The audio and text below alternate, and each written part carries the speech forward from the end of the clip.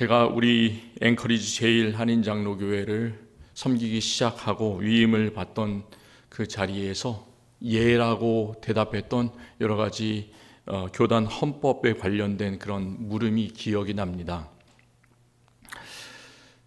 대답을 많이 해야 돼요. 모두 9가지를 이렇게 위임을 주관하시는 분이 물어보시는데 그 중에서 첫 번째 물음이 이런 거예요.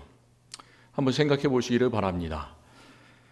당신은 당신의 구세주 예수 그리스도를 믿으며 그가 만유의 주요 교회의 머리이심을 인정하고 성부, 성자, 성령의 한 분 하나님을 예수 그리스도를 통하여 믿습니까? 저뿐만이 아니라 이 물음에는 예수 그리스도를 구주로 믿는 우리 모두 다 자연스럽게 예, 그렇습니다. 이렇게 대답을 할 수가 있겠죠. 하지만 이 세 번째 물음을 가보면 참 이 대답하기가 좀 까다로운 그런 물음이 나옵니다. 이 물음은 이런 거예요. 당신은 우리 교단 신앙 고백서에 표현된 개혁주의 신앙의 본질적인 교리가 성경이 우리가 믿고 행하도록 하는 것을 확실하고 신뢰할 수 있게 설명하고 있음을 받아들이고 있습니까? 또 당신이 하나님의 백성을 인도할 때 이러한 신앙 고백서를 지침으로 믿고 따르겠습니까? 이런 물음이에요. 이 한국어로 들어도 어려운데 영어로 들으면 이게 무슨 얘기인가 이렇게 헷갈립니다. 하지만 이 물음들은 목사가 위임받을 때만 대답해야 되는 것이 아니라 우리 미국 장로교회에서 집사로 또 장로로 안수를 받는 모든 안수 사역자들이 또 특별한 사역을 위해서 파송을 받는, 예를 들면 이제 선교사로 우리 미국 장로교에서 파송한 그런 분들이 그 안수와 파송의 자리에서 꼭 예라고 대답해야 되는 그런 중요한 물음입니다. 사실 교단의 신앙 고백서가 뭔가, 또 개혁주의 신앙의 본질적인 교리가 뭔가, 참 말만 들어도 우리가 복잡하게 생각이 될 수가 있어요.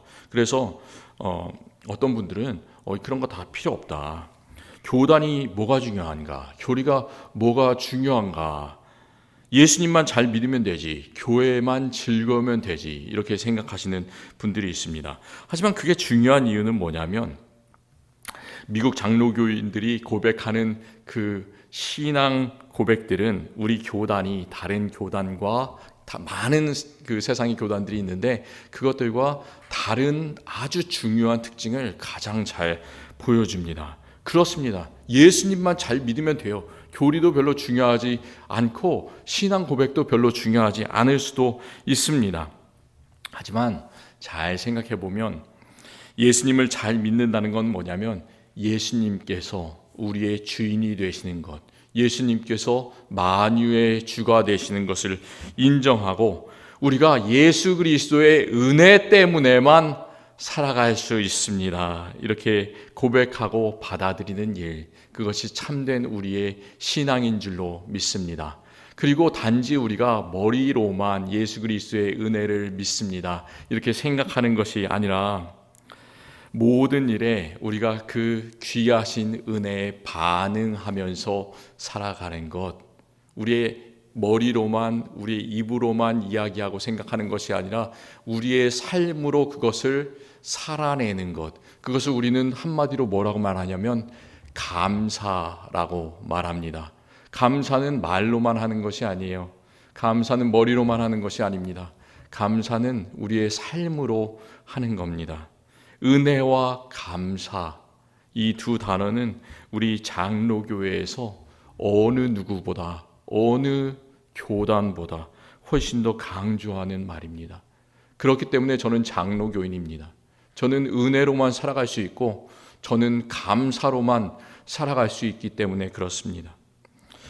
저는 우리 성도님들 모두가 기도할 때마다, 그리고 또 다른 사람들한테 말을 할 때마다 어떤 일이 있든지 모든 순간순간에 항상 은혜와 감사, 이 두 마디를 마음속에 깊이 두고 자주 사용하시기를 간절히 부탁을 드립니다. 은혜와 감사는 우리의 삶을 변화시킵니다. 불평과 불만이 가득한 곳에 은혜와 감사가 들어가면 그때 우리는 서로를 이해하게 되고 예수 그리스도께서 불쌍한 사람들을 바라봤던 것처럼 우리도 예수님처럼 서로에게 대해서 긍휼의 마음을 갖게 됩니다. 분열이 있는 곳에 은혜와 감사가 들어가게 되면 그것은 서로를 그리스도 안에서 붙어지게 하고 하나 되게 합니다. 질병과 고통이 있는 곳에서 은혜와 감사가 들어가면 소망과 치유의 기적, 예수 그리스도께서 그들을 만져주셨던 그런 기적이 우리 가운데 생생하게 일어납니다. 그래서 은혜와 감사는 한 번, 두 번이 아니라 수백 번이 아니라 우리의 삶 속에서 수만 번, 수백만 번을 불러도 부족한 그 단어가 바로 이 은혜와 감사입니다. 오늘은 추수감사 주일이에요. 우리 알래스카 이미 추운 겨울이 왔잖아요. 그렇기 때문에 한 해의 열매를 추수하는 계절, 우리가 이 앞에다가 또 여러 가지 곡식과 열매를 드리면서 하나님께 감사하지만 이 추수의 계절이 우리에게는 멀리 지나가 버린 것처럼 보입니다. 하지만 우리에게는 기쁨이 있죠. 이 알래스카에는 다가오는 성탄절이 한 번도 빠짐없이, 다른 사람들은 한 번도 평생에 화이트 크리스마스를 보기가 힘든데 우리는 늘 그날이 화이트 크리스마스예요. 그것만으로도 우리는 하나님의 공평하신 그 은혜에 감사할 수가 있습니다. 감사절은 그래서 단지 한 해를 잘 보내게 해주시고 또 한 해의 좋은 열매, 결실을 맺게 해주신 하나님께 감사하는 그런 절기뿐만이 아니라 우리의 폭을 넓혀서 우리에게 모든 것들을 다 주신 하나님께 감사하는 그런 날입니다. 좋은 것을 주셨음에도 감사, 나쁜 것을 주셨음에도 감사. 하나님 안에서는 모든 것이 다 선하게 인도되기 때문에 감사. 우리의 매일의 삶 속에서 매 순간마다 모든 인간의 그 관계 속에서 감사하는 것, 그것이 바로 우리가 할 일이죠. 감사의 제목들은 우리의 삶 가운데서 절대로 끊임이 없습니다. 우리가 오늘 감사절에 사도 바울이 쓴 데살로니가전서 마지막 5장을 읽었는데 여기서도 바울은 은혜와 감사를 말씀하고 있습니다. 마지막 28절에서는 우리 주 예수 그리스도의 은혜가 너희에게 있을지어다, 이렇게 짧은 축도를 하고 있어요. 축도를 늘 우리가 받지 않습니까? 근데 축도에 항상 들어가는 그 구절이 뭐냐면 우리 주 예수 그리스도의 은혜와, 우리 주 예수 그리스도의 은혜, 가장 먼저 들어가는 게 그 말입니다. 그건 그냥 형식적인 말이 아니에요. 형식적인 인사말도 아니고 형식적인 축도의 말도 아닙니다. 매주 똑같은 그 축도의 구절을 듣고 또 듣고 우리가 또 그것을 예수 그리스도의 은혜와 우리의 삶 속에서 그것을 고백해도 부족한 것이 바로 예수 그리스도의 은혜예요. 예수 그리스도의 은혜는 우리에게 늘 흘러 넘칩니다. 또 바울은 18절에서 범사에 감사하라, 이것은 아주 강한 명령입니다. 데살로니가 교인들에게 이렇게 명령하고 있어요. 데살로니가 전서는 바울이 쓴 신약 성경 13개의 편지들 중에서 가장 먼저 쓰여진 것으로 알려져 있습니다.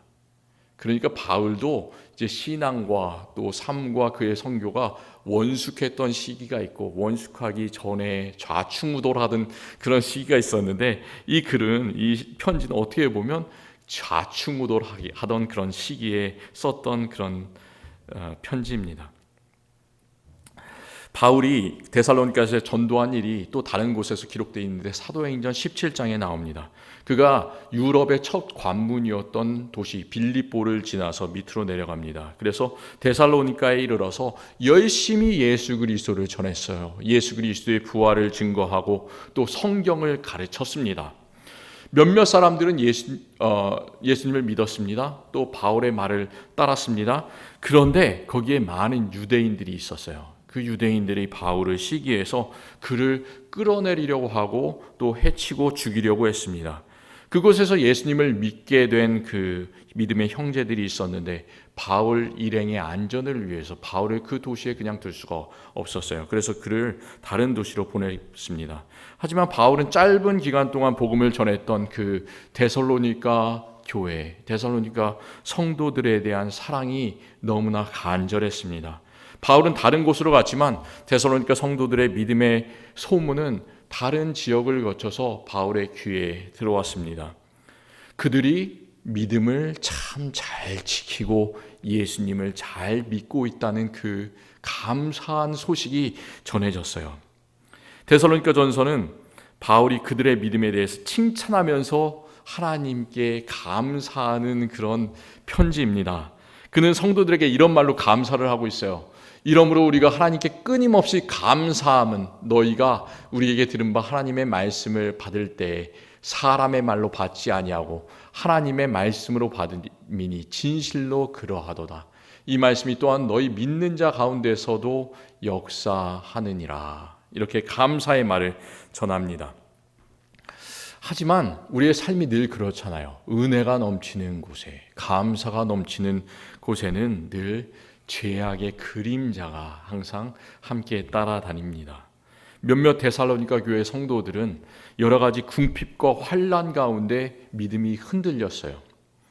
또 성도들 가운데 그 교회 공동체 가운데 핍박을 통해서 환난을 통해서 박해를 통해서 죽은 자들도 있고 또 나이가 들어서 하늘로 먼저 간 그런 자들이 있었습니다. 그 죽는 사람들을 보면서 믿음이 약한 성도들은 종말의 부활에 대한 그런 확실한 믿음을 갖는 대신에 너무 깊은 슬픔에 낙심에 빠지는 그런 사람들이 있었습니다. 또 여러 가지 그런 상황들 때문에 믿음에서 떠나서 믿음이 아주 게을러진 그런 사람들도 있었습니다. 데살로니가 성도들 가운데 있는 그 은혜와 감사의 모습, 그리고 또 한편으로는 그 죄악의 모습을 동시에 바울이 들으면서 바울이 하는 말은 항상 기뻐하라, 쉬지 말고 기도하라, 범사에 감사하라. 이 아주 단순한 명령들이었습니다. 데살로니가 5장 이 뒷부분의 모든 명령들을 보면 말이 아주 짧습니다. 한 절이 2단어 혹은 3단어로 딱 되어 있습니다. 근데 바울이 글을 잘 쓰는 사람입니까? 못 쓰는 사람입니까? 로마서 같은 이런 편지를 보면 아주 그가 글을 아주 길게 잘 쓸 수 있는 대단한 학자잖아요. 근데 여기서는 왜 이렇게 짧은 범사에 감사하라 딱 2마디, 쉬지 말고 기도하라 2마디, 이런 명령을 하고 있을까요? 마치 엄마가 어린 자녀를 학교에 보낼 때, 우리도 늘 그렇게 했었지만 그 모습을 한번 생각해 보시기를 바랍니다. 어떤 얘기를 해요? 너 차 조심해라. 너 선생님 말씀 잘 들어라. 너 친구들하고 사이좋게 지내라. 맨날 이 말을 했지 않습니까? 그 학교에 가는 자녀가 그 말을 다 알고 있을까요? 모르고 있을까요? 이미 다 알고 있는 거예요. 이미 100번, 1000번 들어서 어떻게 해야 되는지 다 알고 있습니다. 그렇지만 그런 잔소리를 들을 때 그것은 한쪽 귀로 들었다가 한쪽 귀로 다 빠져나가죠. 실제로 선생님 말씀을 잘 듣고 실제로 친구들하고 사이좋게 지내기는 참 어렵습니다. 그렇기 때문에 마찬가지로 이 데살로니가 교회 성도들도 이미 그 말을 수도 없이 들어서 아주 잘 알고 있습니다. 하지만 기뻐하고 기도하고 감사하는 일, 그 일은 우리가 좋을 때만, 아주 기분이 막 하늘에 날아갈 것 같은 그런 때만 하는 것이 아니라 우리가 고통을 당하고 또 힘들 때도 항상 해야 되는 예수 그리스도의 놀라운 은혜에 대한 우리의 삶의 응답입니다. 이 구절에서 우리가 보통 16절부터 18절까지의 짧은 그 3가지 명령만을 주로 생각하는데 그 18절 뒷부분에 있는 이 구절들이 참 중요합니다. 이것이 예수 그리스도 안에서 너희를 향하신 하나님의 뜻이니라. 이렇게 한 다음에 그 구절을 중심으로 해서 또 19절부터 여러 가지 또 짧은 명령들을 사도 바울이 데살로니가 교회 성도들에게 주고 있어요. 그 말씀들처럼 우리 성도님들도 성령을 소멸하지 말고 꼭 성령 안에서 그의 도우심을 받아서 사시기를 바랍니다. 또 예언을 멸시하지 말라고 했는데 그 예언을 멸시하지 않는 것은 항상 하나님께서 들려주신 하나님의 말씀에 귀 기울이라는 그런 뜻이에요. 예언을 멸시하지 말고 하나님의 말씀인 성경대로 살아가시기를 부탁을 드립니다. 또 악은 어떤 모양이라도 버리라고 합니다. 어떻게 우리가 악을 어떤 모양으로 버릴 수가 있겠습니까? 그것은 우리의 능력으로 되는 것이 아니에요. 오직 성령을 소멸하지 않고 성령께서 부어주시는 그 불이 항상 우리 안에서 불타고 있을 때만, 우리의 마음을 밝혀주실 때만 이 복잡한 세상 속에서 우리는 무엇이 잘된 것인지 무엇이 잘못된 것인지 하나님의 뜻을 잘 분별할 수가 있습니다. 오직 성령 안에 있을 때만 우리는 항상 기뻐하고 쉬지 말고 기도하고 범사에 감사할 수가 있습니다. 저는 오늘 지난 3년간 목회했던 예수 그리스도께서 너무나 사랑하시는 우리 앵커리지 제1한인장로교회에서 마지막 설교를 전합니다. 그 시간을 돌아보면 모든 것이 다 은혜와 감사뿐입니다. 부족한 저를 따뜻하게 대해주시고 또 전하는 말씀을 사도 바울이 얘기했던 것처럼 사람의 말이 아니라 하나님의 말씀으로 받아주셔서 참 감사하고 하나님께 감사를 드립니다. 또 여러 교회 행사들 가운데서 우리 성도님들께서 열심으로 섬겨주셔서 참 감사를 드립니다. 때로는 목회 가운데 삶 가운데 어려움도 있었지만 하나님께서 저를 훈련시키시고 또 더 기도할 수 있게 단련시켜 주시니 또 하나님께 감사를 드립니다. 이 알래스카 춥고 어둡고 눈 오고 그럴 때도 우리 성도님들께서 교회에 나오셔서 수요일에 또 새벽에 쉬지 않고 기도하시고 또 간구하셔서 기도의 불이 끊이지 않도록 주님께서 인도하여 주심에 하나님께 감사를 드립니다. 또 알래스카 앵커리지 귀한 동물들을 통해서 자연을 통해서 하나님의 측량할 수 없는 그 넓으신 돌보심을 은혜를 알 수 있게 해주셔서 하나님께 감사를 드립니다. 또 참 무엇보다도 마음이 따뜻한 우리 성도님들 한 분 한 분 만나서 우리 앵커리지 제1한인장로교회를 섬길 수 있었음에 하나님께 깊이 감사를 드립니다. 바울이 25절에서 형제들아 우리를 위하여 기도하라 이렇게 부탁한 것처럼 저도 기도의 부탁을 드리고 싶습니다. 저와 제 아내 서기영 목사가 앞으로 주님께서 부르시는 음성에 순종하고 또 복음 전파의 길을 평생 잘 걸어갈 수 있도록 기도해 주시기를 부탁을 드립니다. 또 바울이 거룩하게 입맞춤으로 모든 형제에게 무난하라 이렇게 26절에서 권면하고 있습니다. 우리 문화가 인사를 할 때 서로 이렇게 고개를 맞대고 또 입맞추는 그런 문화는 아니잖아요.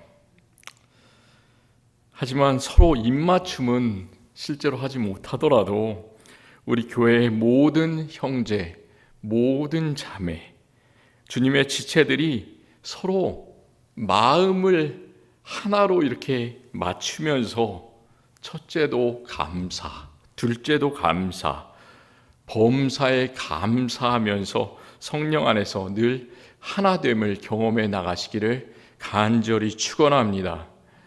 24절에서는 너희를 부르시는 이는 미쁘시니 그가 또한 이루시리라 이렇게 성도들에게 힘을 주는 말을 하고 있습니다. 너희를 부르시는 이 그는 하나님 한 분이십니다. 하나님은 늘 미쁘십니다. 하나님은 신실하십니다. 하나님은 동일하십니다.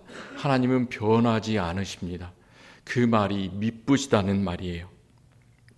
우리를 만드시고 부르신 하나님은 우리를 부활과 영생으로 인도하시고 우리의 삶 속에서 모든 것들을, 우리의 교회를 선하게 늘 인도하여 주심을 믿습니다.